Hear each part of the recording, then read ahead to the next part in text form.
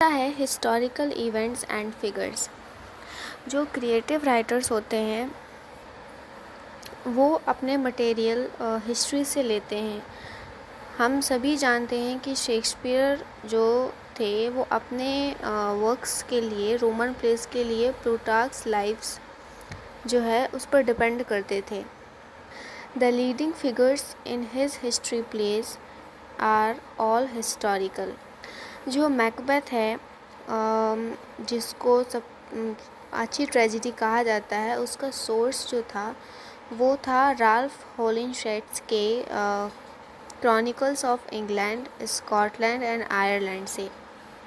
Sir Walter Scott जो थे उन्होंने भी अपनी नॉवेल्स के लिए हिस्ट्री पर वो निर्भर थे। मतलब कहानियाँ जो बीत चुकी हैं उनसे ही अपनी इंस्पिरेशन हर राइटर लेता है। जो टॉलस्टॉय थे उन्होंने अपने वर्क वॉर एंड पीस के लिए भी कुछ हिस्टोरिकल इवेंट्स उठाए हैं। तो इस प्रकार से हिस्टोरिकल इवेंट्स और फिगर्स का इम्पोर्टेंस है कि अगर कुछ घटित ही ना हुआ हो पहले तो राइटर को ज़्यादा दिक्कत हो जाएगी एक क्रिएटिव वर्क लिखने में। तीसरा है मिथ्स, लीजेंड्स एंड फोकलोर। जो मिथ्स हैं, जो मिथिकल कैरेक्टर हैं, वो बहुत ही अच्छा इम्पॉर्टेंट सोर्स है क्योंकि हम एक कैरेक्टर से बहुत सारी चीज़ें अपने क्रिएटिव वर्क में डाल सकते हैं। जो राइटर होता है वो ही समझ सकता है कि अगर कहीं से कुछ चीज़ मिल जाए, चाहे वो कैरेक्टर से हो, किसी जगह को देखकर हो, किसी के डायलॉग हो, किसी का चेहरा हो, किसी के बात करने का अंदाज हो। राइटर का सबसे मेन काम होता है ऑब्जर्वेशन। वो ऑब्ज़र्व करता है, जो दूसरे लोग नहीं देख पाते वो राइटर को वो चीज़ दिखाई दे जाती है। तो उसी प्रकार से जो मिथिकल कैरेक्टर हैं वो भी पोएट्स, प्लेराइट्स के लिए, नॉवेलिस्ट के लिए बहुत ही अच्छे सोर्स हैं। जैसे Zeus, Aphrodite, Adonis, Pluto, Proserpine, Diana, Prometheus, Hyperion, ये सारे जो मिथ हैं इनके, ये पोएट और प्लेराइट्स के द्वारा बार बार प्रयोग किए गए हैं। The legends of Hercules, king Arthur and his round table, robin hood, ये इन लोगों ने राइटर्स को ज़्यादा अट्रैक्ट किया था। All ballads have their source in folklore. It is not that the English writers have confined themselves to the Greek and Roman mythology. They have explored Irish and even Indian and Chinese mythology. चौथा है literary text. Homer की Iliad and Odissi, Virgil की एनियाड, दांते की divine comedy, एसिकलीस की ऑरेस्टिया, सोफोकलीस का Oedipus और and the Bible, है ना। मतलब बाइबल हम कह सकते हैं कि वो एक पीस ऑफ लिटरेचर है।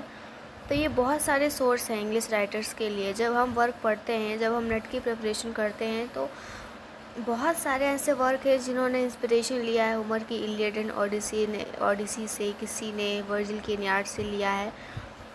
तो जिससे हमको ये मालूम चलता है कि ये क्लासिकल वर्क्स हैं, लोग इनको पढ़ते ही पढ़ते हैं और इनसे उन्हें कहीं ना कोई इंस्पिरेशन मिल ही जाती है, कुछ ना कुछ आइडिया इनको आ ही जाता है। लेकिन यहाँ पर लिस्ट ख़त्म नहीं होती है। जो क्रिएटिव राइटर्स हैं उन्होंने दूसरे राइटर्स को भी इंस्पिरेशन अपना माना है सब्जेक्ट मैटर और टेक्निक के लिए। जैसे कीट्स की जब डेथ हुई तो उसने इंस्पायर किया शैली को एडोनिस लिखने के लिए, लेकिन अपने फीलिंग्स को एक्सप्रेस करने के लिए उसने मटेरियल कहाँ से लिया? बेयोंस की lament of Aphrodite for Adonis और मोस्कस की डर्स फॉर बेयोन से। और उसकी जो प्रोमेथियस अनबाउंड है वो एसिकलीस की प्रोमेथियस बाउंड पर, उसकी प्रोमेथियस अनबाउंड है।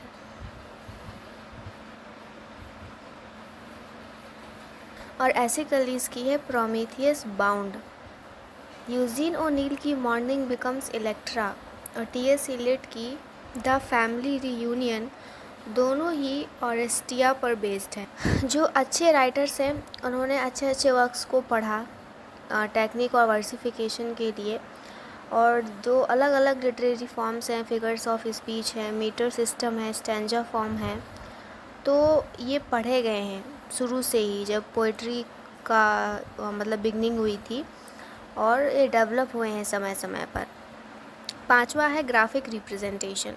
पिक्चर्स, स्टैच्यूज़ और बिल्डिंग आते हैं ग्राफिक रिप्रेजेंटेशन में। जैसे कीट्स की odd on a Grecian earn जो है वो इंस्पायर हुई थी एल्जिन मेलबेल से, जो ब्रिटिश म्यूज़ियम लाई गई थी। वर्ड्सवर्थ का पील कासल भी इसका दूसरा उदाहरण है। ग्राफिक रिप्रेजेंटेशन का जो प्रयोग है वो किसी पोएम और प्ले में एक इमेज की तरह करना है, तब वो ज़्यादा महत्वपूर्ण होगा।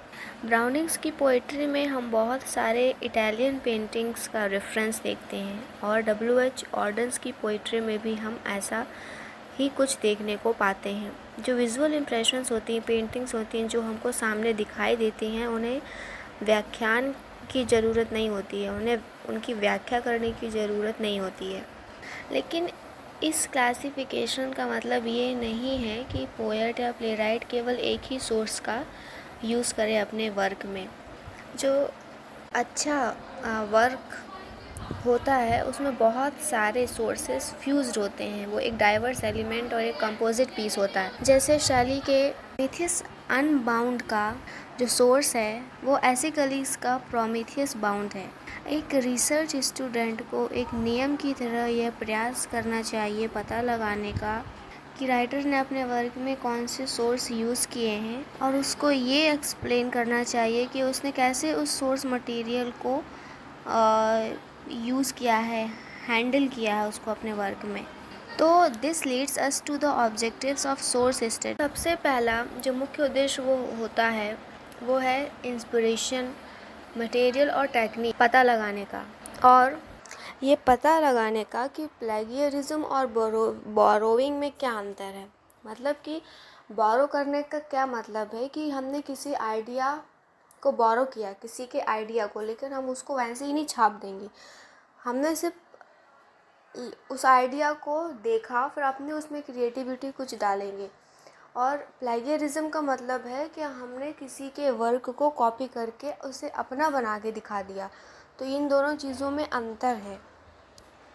बोरोविंग्स जो है वो दो प्रकार की होती है, कॉन्शियस और अनकॉन्शियस। शेक्सपियर ने जो प्लूटार्क्स की लाइव्स और इलियड्स ने जो फ्रॉम रिचुअल टू रोमांस से बोरो किया था, और जो एलिजाबेथन और जैकोबियन प्लेराइट्स थे उन्होंने जो कुछ भी बोरो किया था वो कॉन्शियस था।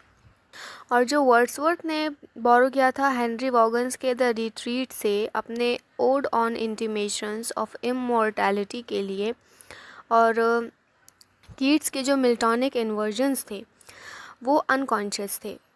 ये ज़रूरी नहीं है कि हम ऑथर के ओरिजिनलिटी पर हर बार ही भरोसा करें या उसके इन्वेंशन को ही देखें, लेकिन ये भी पता लगाना चाहिए कि उस ऑथर ने पास्ट से क्या इनहेरिट किया है, कैसे इनहेरिट किया है, उसका पॉइंट ऑफ व्यू क्या था, उसका एटीट्यूड क्या था, कैसे उसने इम्प्रूवमेंट किया, कैसे उसने इंटरप्रेट किया ओल्ड कैरेक्टर्स को, और कैसे उसने पास्ट इवेंट्स को मॉडर्न कॉन्टेक्स्ट में कैसे उसको इंटरप्रेट किया। एडवर्ड बॉन्ड का जो वर्क है लियर, वो किंग लियर पर बेस्ड है जो शेक्सपियर के द्वारा लिखा गया है, लेकिन इंटरप्रिटेशन उसका अलग है। तो हमारा काम क्या है कि दोनों को कंपेयर करें और देखें कि दोनों में से कौन ज़्यादा सक्सेसफुल है। अब अगला जो है टॉपिक वो है टेक्निक ऑफ सोर्सेस स्टडी। पहला स्टेप ये है कि हम ये देखें कि ऑथर के पास कौन सी बुक थी। ऑथर और बिब्लियोफाइल में अंतर होता है। बिब्लियोफाइल क्या होती है कि बुक्स जो रहती हैं वो अरेंज की हुई रखी रहती हैं अपने पर्सनल लाइब्रेरी में। तो ये तो हो गई कि ऑथर के पास ये बुक रखी हैं, और दूसरी बात ये होती है कि ऑथर ने जो बुक ख़रीदी अपने पढ़ने के लिए और उसको यूज़ की। ये हो सकता है कि जो बुक रखी है उसकी लाइब्रेरी में उन्होंने उस पर प्रभाव डाला हो, लेकिन हमको ये पूरी तरीके से नहीं मान लेना चाहिए कि उसने उन बुक्स में से कुछ ना कुछ लिया ही होगा या कुछ यूज़ किया ही होगा। तो हमको पर्सनल लाइब्रेरी में जाना चाहिए, उसके और उसके बुक्स को देखें, तो ये एक अच्छा स्टार्टिंग पॉइंट है। दूसरा स्टेप ये है कि हम ये जानने की कोशिश करें कि ऑथर कौन सा न्यूज़पेपर, मैगजीन्स या जर्नल को पढ़ता था। A story, an adventure, a description, an anecdote, a new invention, a stirring news may inspire the author to write something. कभी कभी ऐसा हो सकता है कि शायद ऑथर ने कोई जर्नल मैगज़ीन खुद ना सब्सक्राइब किया हो, अपने दोस्त के घर जाके पढ़ता हो, उसके दोस्त के घर में कोई चीज़ आती हो तो वो वहाँ जाके पढ़ता हो, तो ऐसा भी हो सकता है। The third step is to compile from whatever clues the author has provided us: diary, autobiography, letters, interviews, a list of books he is known to have read. तो जब वो ऑथर अपने स्कूल या कॉलेज में था तो देखो उसके सिलेबस में क्या था, उसने वो बुक तो पढ़ी ही होंगी जो उसके सिलेबस में रही होंगी। एक जो बच्चा होता है वो अपनी बुक में दी गई कहानियों को बहुत ही अच्छे तरीके से पढ़ेगा, बहुत ही अटेंटिवली पढ़ेगा। इसलिए कुछ ऐसी चीज़ें होती हैं हमारे बचपन की जो हमको याद रह जाती है हमारे स्कूल और कॉलेज की, क्योंकि वो कहानियाँ ही ऐसे होती हैं कि दिमाग में बिल्कुल छप जाती है। फोर्थ स्टेप ये है कि उसका लिटरेरी सर्कल देखो, वो किन लोगों के बीच में रहता था। वो एक लिटरेरी राइटर हमेशा किसी न किसी ग्रुप का मेंबर ज़रूर होगा, जो जैसे उसके विचार होंगे वैसे ही 3-4 लोगों के और होंगे तो ग्रुप बन जाता है, तो किसी न किसी ग्रुप का तो मेंबर होगा ही। The next step is to study all the other elements in the author's life, such as his habits, hobbies, environment, family, friends, and places of stay. It is also important to read the works of his friends.